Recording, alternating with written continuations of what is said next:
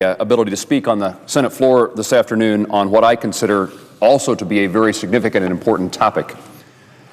Our country is facing significant financial difficulties, and in the coming weeks, the United States will reach its $14.29 trillion limit for borrowing.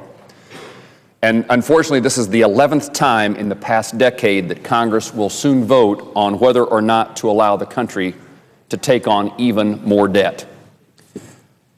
These financial challenges that we face, if left unchecked, will have a disastrous impact upon our country today and upon our citizens in the future. For way too long, members of both political parties have ignored this growing fiscal crisis and have allowed our country to live well beyond its means. Delaying difficult decisions and simply increasing the debt ceiling once again should not be an option. The time to correct our failures is now. Officials from the Obama administration warn that the failure of Congress to raise the legal debt limit would risk default. But the bigger economic threat that confronts our country are the consequences of allowing our country's pattern of spending and borrowing to continue without a serious plan to reduce that debt. Our out-of-control debt is slowing our economic growth and threatening the prosperity for future generations who will have to pay for our irresponsibility. In the next 3 decades, our debt very well would grow to more than 3 times the size of our entire economy. This level of government spending is unsustainable and cannot continue. Our Congress is engaged in a serious and significant debate now about a continuing resolution. What that continuing resolution is a result of the failure of this past Congress to pass a budget and to pass appropriation bills to fill in the blanks of that budget. And in fact, we are now dealing with the next 6 months of spending, the end of the fiscal year, which ends September the 30th of this year.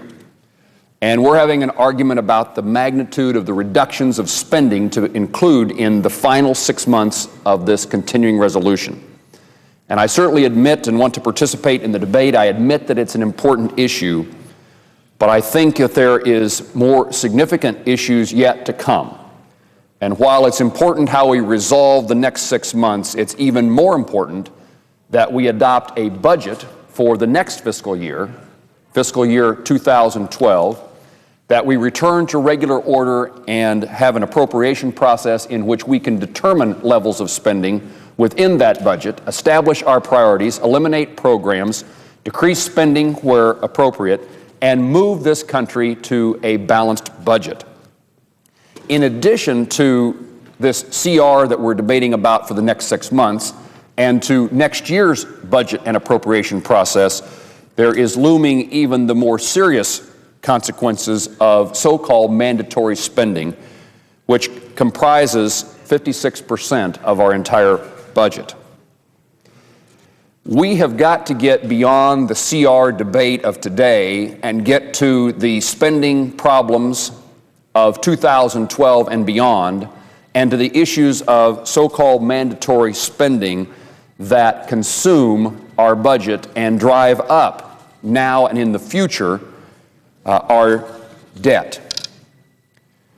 We need to be responsible and quickly resolve the spending bill for this year and move on to these issues that will determine the future of our country, especially the economic future for the citizens of our nation today and into the future. I think the President ought to consider in his budget, but he didn't, the recommendations of his National Commission on Fiscal Responsibility and Reform. And we've seen once again the failure of the budget as proposed by this president to include any of those provisions that his own commission recommended in getting us out of the financial difficulty that we're in. It seems to me that often, at least throughout my lifetime, we've heard the discussion here in Washington, D.C. I, as an American citizen, as an observer of the politics and the policies of our nation's capital, have heard year in and year out about the need to reduce spending, to balance the books, to quit spending so much money, to be more fiscally responsible. Our fiscal house has to be put in order. Those are words that I have heard throughout my entire adult life, and yet I'm fearful that they have once again just become words. We do not have the luxury of those words meaning nothing this time around. And I would suggest that there are those who may observe the proceedings of this Congress this year and say, once again, there is a political debate going on. It's rhetoric between Republicans and Democrats. It's a battle between the House and Senate, between the Congress and the President, without recognizing that this debate has serious consequences to the American people today and into the future.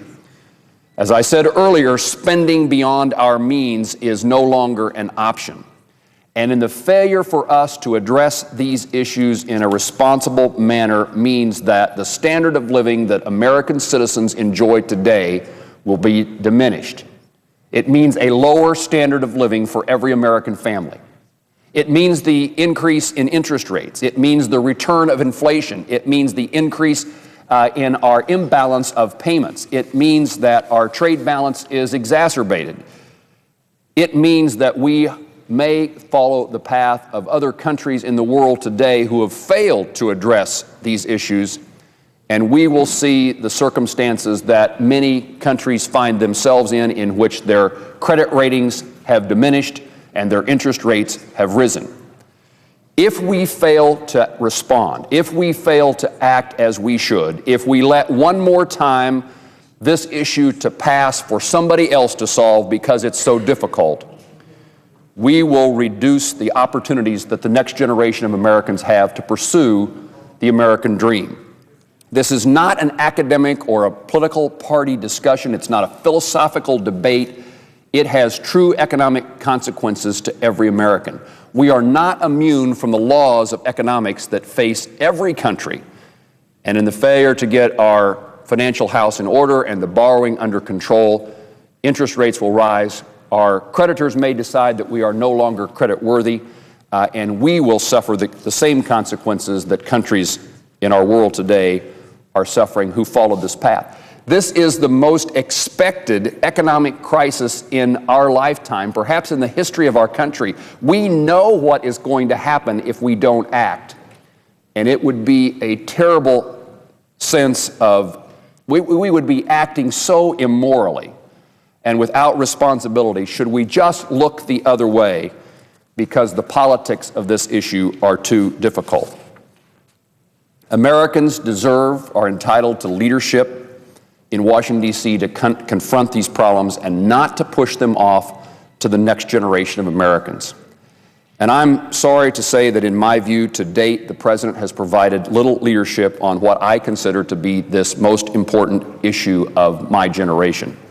My interest in public service and politics is one that has lots of beginnings, but the thing that has me committed to public service today is a belief that I and people in my generation, in fact, every American citizen, has the responsibility to pass on to the next generation of Americans the ability to pursue the American dream. And our failure to act today, our failure to simply raise the debt ceiling one more time, means that we will have abdicated our responsibilities and the burdens will fall to those who follow us. We will have lacked the morality and the courage necessary to do right.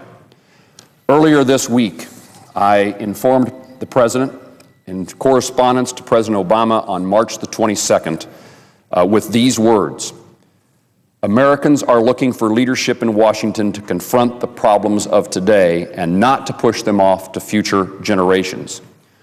To date, Mr. President, you have provided little or no leadership on what I believe to be the most important issue facing our nation, our national debt. With no indication of your willingness to lead will change, I write to inform you, Mr. President, that I will vote no on your request to raise the debt ceiling. I do that because I believe that in the absence of serious and significant spending reductions, in the absence of serious and significant reform in the budget and spending process, In the absence of a constitutional amendment that restricts our ability to spend money we don't have, in the absence of statutory guidelines that tell us we cannot spend and borrow ad infinitum, that our country's future is in grave danger. I do this with a sense of responsibility to Americans today and a sense of responsibility for Americans to come. I asked the President to provide that leadership to address the issues of not only this continuing resolution and next year's spending level and the so-called mandatory spending, but also to help us create an economy in which growth can occur, in which businessmen and women make decisions to employ new workers, and that the American people have the opportunity when they sit around the dining room table and discuss their future, they know that they have the chance to keep the job they have or to find a job that they don't have. And that will require the leadership of President Obama and Republicans and Democrats in the House and Senate.